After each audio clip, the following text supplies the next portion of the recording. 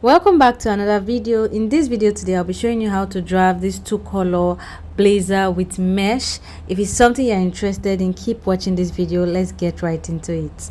I already drafted out my back bodies. You can check my previous video on how to draft out a basic bodies. I'll be using this back as a guide for the front. You need to place your back bodies on a fresh piece of paper, but what you want to do is measure about 5 or 6 inches from the top of your paper. You don't want to start from the top of your paper because you are going to be drafting your collar alongside your front bodies. After marking about 6 inches, just draw a straight line there.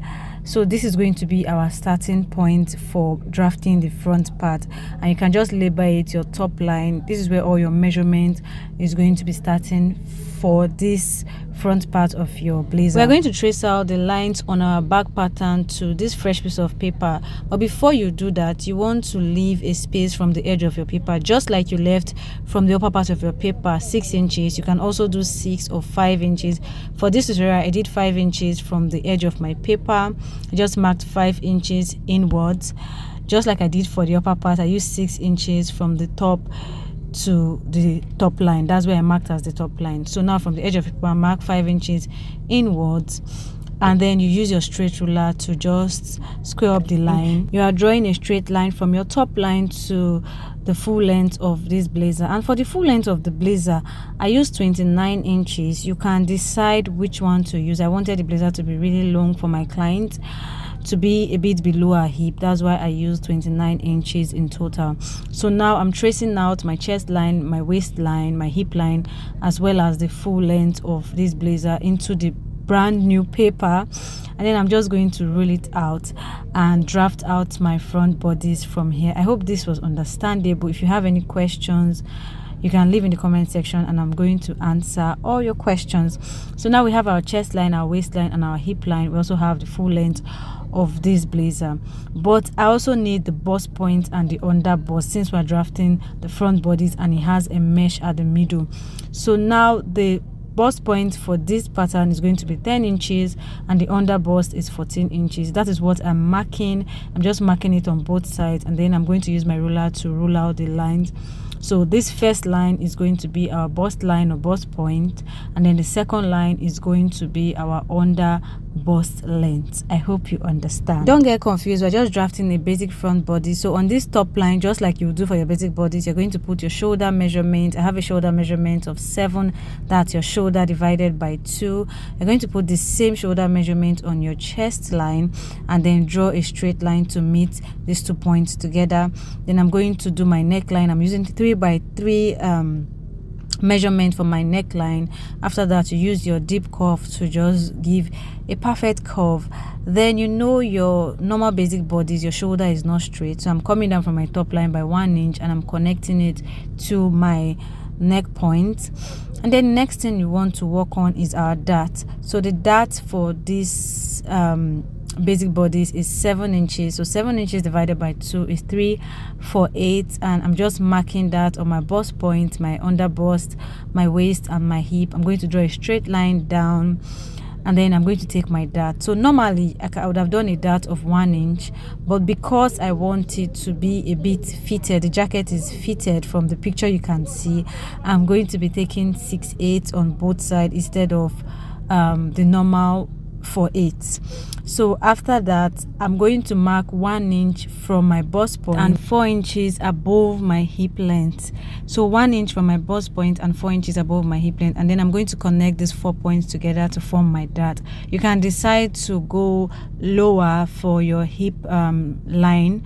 You can decide to do 5 inches downward so it will be longer, or just leave it like this. Now the next thing we want to do is put in our round body measurement, and I'm going to put my bust divided by 4 on my chest line, same thing on my bust line or bust point, and then I'm going to do my waist divided by 4. Whatever I have inside my dart, I have to replace it. So I have 1.5. I'm just going to add it to my waist divided by 4 measurement. Then I'm going to do my hip divided by 4. So whatever I have, I'm just going to connect all these points together from my chest line to my hip line and then to the full length. I hope you understand.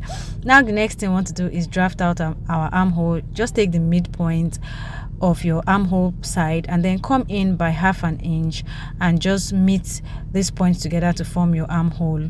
It's as easy as that. Like I said before, I have a tutorial on how to draft the basic bodies. You can check it out if this seems confusing at all. So now we are done with that part of the basic bodies. We are going to move to actually do the lapel and the collar. And as you can see from the picture of this blazer, the lapel did not extend past the underbust. It's just a bit above the underbust. So we're going to be coming up by 1/2 inch from the underbust, and that is going to be our break point. So our break point is simply where when you fold your collar, when your collar opens, your lapel opens, that point where it stops under is your break point. So our break point is going to be 1/2 inch above our underbust length. Next thing you want to do is connect from this your neck point to the 1/2 inch we took above our underbust length. Just connect these 2 points together. Now, on a normal day, if you were going to use a button for this jacket, we would have had to do our button allowance of maybe 1 inch out, but we are using a hook for this. I want you to understand, we're using a hook for this jacket, so there's no need for any allowance or button space. So now the next thing you want to do is actually make our lapel. So from your neck point, extend out by 2 inches. 2 inches is just fine. You can do 3 if you want your lapel to be bigger or wider, but 2 inches is just perfect for me. So after coming out by 2 inches, connect from that point to the break point. So I'm using a pencil for the lapel because we are still going to have to alter this lapel a bit. For connecting this part, you can either use your curved ruler, the slight part of your curved ruler, or your straight ruler. Now we want to go to our collar. To make your collar, you have to measure your back bodies, the neckline of your back bodies. That's what we're going to use to extend the line to form our collar. And when you're extending this line, don't make your line too slanted or too straight. It should just be somewhere in between. Just watch how I am moving my tape or how I placed my tape.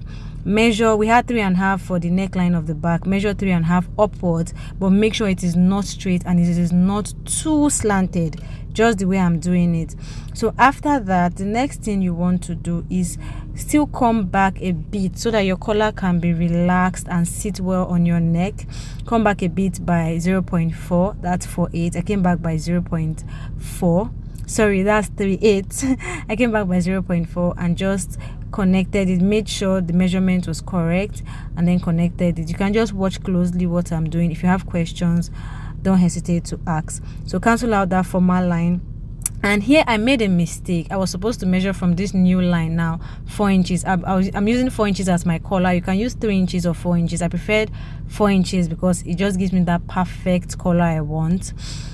I made a mistake. Instead of me to measure 4 inches from the new line, I did it from the old line. I'm going to correct it in this video, but just take note when you are drafting yours. So now the next thing you want to do is at this part, so our lapel is not straight. If you look at the picture, you will see that our lapel is not straight. It comes upwards. So what you want to do is that from your lapel, now measure 1 inch. 1 inch is just fine to give that illusion. Measure 1 inch upwards, and then you're going to connect that 1 inch you have measured to the lapel. Just draw a straight line up and then connect from that point back to our straight line we had. So just connect from that point to the straight line we previously had, so that it's going to change the shape of our lapel. That's why I didn't use a marker, I used a pencil.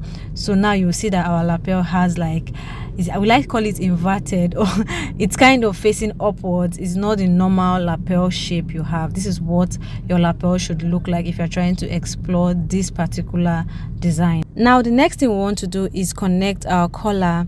So if you don't want that space in between your lapel and collar to be too much, you can just do 1/2 inch. If you want it to be more, you can do 1 inch. For this tutorial, I'm doing 1/2 inch. And if you check out this blazer, the lapel and the collar are not equal. So you can decide to come in from the lapel by 1/2 inch so that the collar would be shorter. But for me, I wanted the collar and the lapel to be the same length. I'm just going to connect that 1/2 inch raise I did to this straight point where the lapel and the collar point to meet, and then I'm going to connect the actual collar at the top to the lower part. When you are doing this, if you want it to be straight, you can do that, but I would advise you to use your slight curve to just make a curve from the lower part of the collar to the upper part, so it can just have like a slight curve at that part. It comes out really beautiful. So this was the mistake I said I made. I corrected it when I realized my mistake and had to remeasure my 4 inches from the correct line. So I saw it became more, so I just measured my 4 inches properly and connected it. So this is what your collar should look like. So don't make the mistake. Please take note when you are drafting your collar. So that is it. I'm just trying to mark out my collar with a different marker so we can differentiate the collar from the lapel. That's basically what I'm doing, but this is as simple as it is. If you can even draft, maybe you have a pattern you use to draft your blazer, you can use that pattern and then just finish up the tutorial from where you don't understand for this particular blazer. So that is going to be our collar, and then I'm using a different color of marker to mark our lapel. So you can do this so you don't get confused, especially if you're a beginner.